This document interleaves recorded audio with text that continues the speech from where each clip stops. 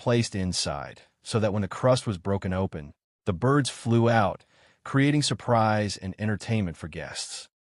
Medieval Christians often avoided meat during fasts, leading to creative and sometimes bizarre fish dishes. One example was lamprey pie. Lampreys are eel-like creatures with a circular, jawless mouth full of teeth. They were baked whole into pies and served as a delicacy for kings and queens. King Henry I of England was said to have died from eating a surfeit of lampreys, meaning he overindulged in these strange creatures. Salt fish, dried fish, and even fish jellies were also common. Records describe dishes where fish was pounded into paste, mixed with spices, and then shaped into artificial versions of other meats. Meat in curious disguises. For nobles, food was entertainment as much as nourishment. Cooks invented dishes known as sautelties, meaning subtleties. These were foods disguised to look like something else. A dish of roasted pork might be reshaped and decorated to resemble a castle, a knight, or even a mythical creature. One recipe described boiling a whole pig, removing its skin, and then stuffing the pig with birds, sausages, and other meats before sewing it back together. The outside looked normal, but the inside revealed an unexpected surprise. Another peculiar habit was serving meat covered in gold leaf. It was not for taste, but for show, glittering proof of wealth and power. Od seasonings or strong drinks. Medieval cooks loved spices. Cinnamon, ginger, cloves, and saffron were treasured, often worth more than gold. Yet they were sometimes used in strange combinations. Fish might be served with cinnamon, beef with sugar, and eggs with rose water. Drinks could be equally unusual. Posset, for instance, was a mixture of hot milk curdled with ale or wine, flavored with spices. It was thick, sour, and warming, something between a drink and a pudding. Peasant curiosities. Of course, not everyone ate such grand feasts. For peasants, strange foods often meant survival. Acorns, boiled weeds, tree bark ground into flour, and stale rye bread were common during famines. In some cases, records tell of bread mixed with ground beans, ferns, or even straw, just to fill empty stomachs. To the poor, strange food was not entertainment. It was necessity, the atmosphere of a medieval feast. If you can picture it now, long tables stretching beneath wooden beams, torches flickering, minstrels playing lutes and harps, jesters performing tricks. On the table sit pies filled with lampreys, roasted swans redressed in their feathers, gilded meats shimmering with gold, and pitchers of spiced wine. To the medieval noble, this was a night of joy and spectacle. To us today, it might feel like a curious, even bizarre dream. The Renaissance and early modern era. As Europe moved from the medieval world into the Renaissance, food began to change.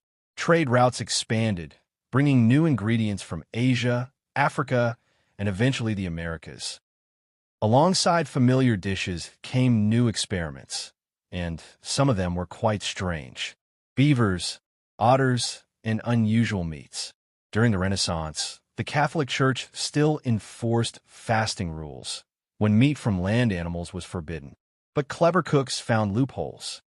Because beavers and otters lived partly in water, some argued they could be classified as fish. This allowed people to eat roasted beaver tails or stewed otter meat during fast days. The taste was said to be rich and fatty, somewhat like pork. In France and parts of Canada, Jesuit missionaries recorded eating beaver tail prepared over open flames. What sounds odd to us was, for them, both a religious compromise and a delicacy. Sugar sculptures and edible art. The Renaissance nobility loved spectacle. Banquets were not only about food, but about art. One of the strangest traditions was the creation of elaborate sugar sculptures, called subtleties or triumphs. Sugar was molded into castles, ships, animals, and even people. Sometimes entire table displays were built from sugar, colored with natural dyes, and presented to astonished guests. Though technically edible, many of these sculptures were not meant to be eaten. They were far too hard, dense, or flavored with odd herbs. Instead, they stood as symbols of wealth, because sugar itself was a costly luxury. Turtles and exotic creatures. As trade expanded, new animals appeared on European tables. In the Caribbean and North America, colonists discovered sea turtles. Turtle meat was shipped back to Europe and became a delicacy, especially in soups. Exotic birds, monkeys, and even porcupines sometimes made their way to banquet halls. The rarer the animal, the more impressive it was to serve it. In Spain, explorers brought back turkeys from the Americas. At first, people found them strange and comical, but soon they become a fashionable meat for feasts. Drinks with curious flavors. Renaissance drinks could also be unusual. A popular one was sac posset, a thick mixture of milk, eggs, sugar, and sherry wine, flavored with nutmeg or saffron. It was part drink, part custard. Medicinal drinks included mixtures of wine with herbs like wormwood, fennel, or even ground pearls and gold. These were thought to cure illness or strengthen the body, though often they only served to empty a nobleman's purse. Colonial America and early foods. When Europeans reached the Americas, they encountered entirely new foods. Some became beloved, like corn, potatoes, and tomatoes, but others seemed strange at first. One curious food was maize mush, a porridge made of cornmeal boiled with water. Colonists sometimes found it bland, but it sustained many families during harsh winters. Another odd survival food was hardtack, hard, dry biscuits baked to last for months. Sailors and soldiers ate them daily.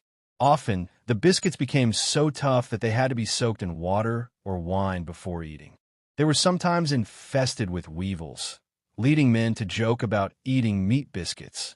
In times of shortage, colonists also experimented with wild plants, roots, and whatever animals they could trap.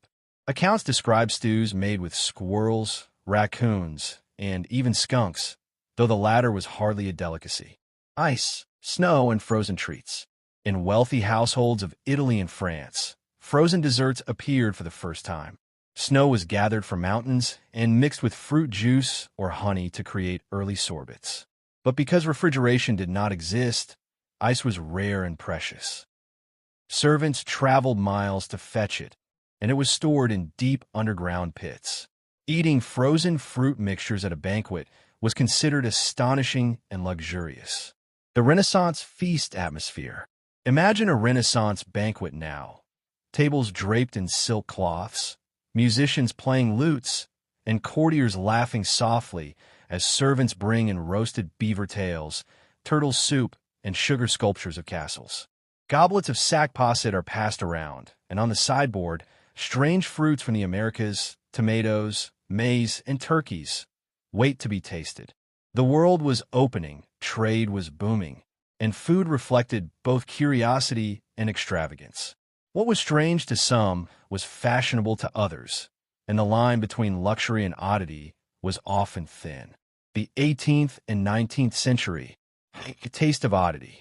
By the 18th century, society was changing quickly. Cities grew, trade flourished, and science influenced kitchens. Yet with this progress came some truly unusual foods. From turtle soup in America to vinegar pies in pioneer kitchens, the age was filled with dishes that seem peculiar to us today. Turtle soup, a dish of the elite. One of the most famous and strangest foods of the 18th century was turtle soup. In England and America alike, green sea turtles were imported in large numbers from the Caribbean. Turtle soup was seen as a mark of wealth and sophistication. It was served at banquets, political dinners, and elite clubs. Recipes called for boiling the turtle's meat, skin, and even fat into a thick stew flavored with sherry and spices. In the United States, Congress itself once held grand feasts featuring turtle soup. But overfishing eventually drove turtles into decline, and the dish fell out of fashion. On the American frontier, pioneers faced long winters with limited ingredients. They learned to bake vinegar pie, a dessert made when lemons were unavailable. Vinegar provided a tart flavor that imitated fruit.